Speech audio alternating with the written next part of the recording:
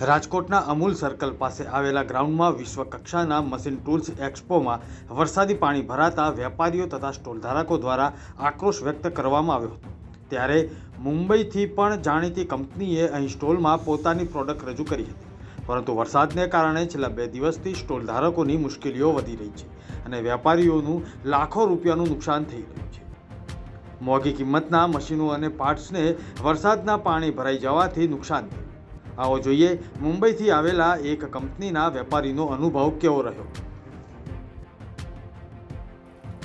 આપણે હાઇડ્રોલિક્સનું કામ કરીએ છીએ, તેના માટે હાલમાં આપણે રાજકોટ મશીન ટૂલ્સમાં પાર્ટિસિપેટ લીધેલું। લગભગ અંદાજે બધું 3 લાખ જેવું બૂથનું ભાડું, ટ્રાન્સપોર્ટેશન, માણસોનો રોકાણ સાથે લગભગ અરાઉન્ડ 3 લાખ જેવો ખર્ચો થયો છે। બેકાર છે, આ જોયેલું બૂથની હાલત, અહીંયા આખું પાણી વેરાયેલું છે। આ જો બધા કસ્ટમરો પાણીના હિસાબે કોઈ આવતા નથી અને બરોબર જતા રહે।